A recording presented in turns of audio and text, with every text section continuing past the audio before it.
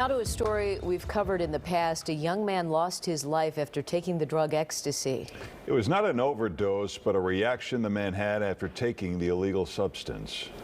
He was not an addict. He was not suicidal. He did not suffer from depression. He was firing on all cylinders. Exactly 1 week after taking ecstasy and still suffering from its effects, Greg abruptly left his office, walked across the street, and climbed the stairs to the top of a building. We've been advised that Greg suffered a psychotic break that day.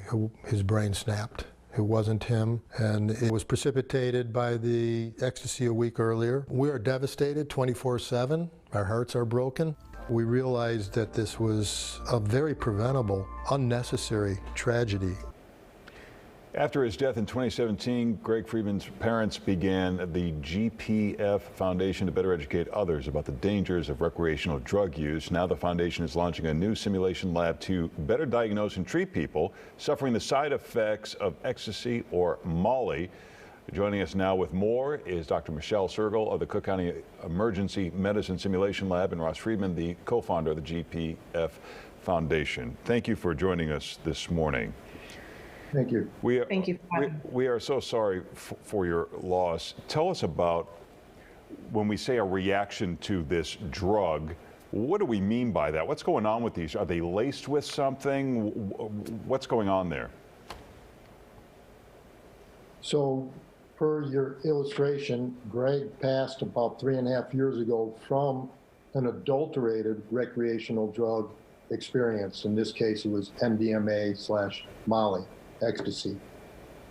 This is a rising, in our opinion, epidemic in which illicit psychosomatic drugs like Molly are being adulterated during their illegal manufacturing. If the underlying drug was not dangerous enough, they're now that much more dangerous with the adulteration of foreign chemicals. So, Dr. Sergel, maybe you can comment on the dangers of these recreational drugs to begin with, but what they're adding to these that make them so toxic.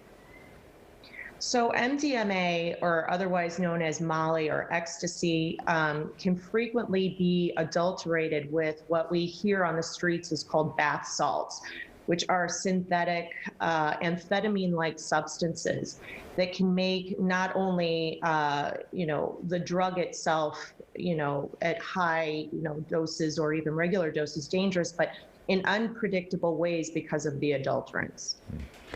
And so, Ross, what was your interaction with medical professionals as you're dealing with that situation? Did you have a sense that they knew what they were doing at the time, or did you find out later? And why is it so difficult for them? Why are they not seem familiar with this problem?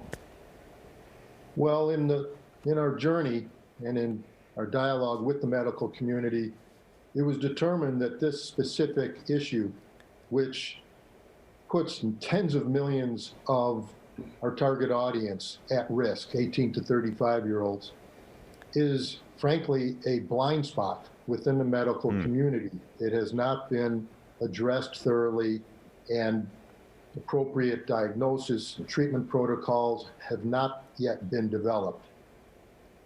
So this adolescent MDMA users 13 times more likely to attempt suicide. Is that right, doctor? So I'm not sure of the 13 times more, but with the adulterants, the most important point is that there can be very unpredictable sequelae. And as Ross was just mentioning, we need to fill that gap. And through a training center, which is run at Cook County Health and Hospitals, we have that kind of center that can create an immersive environment for healthcare professionals to fill these gaps, to recognize adverse sequelae, and then learn how to treat them. And that's how Ross and I became partners.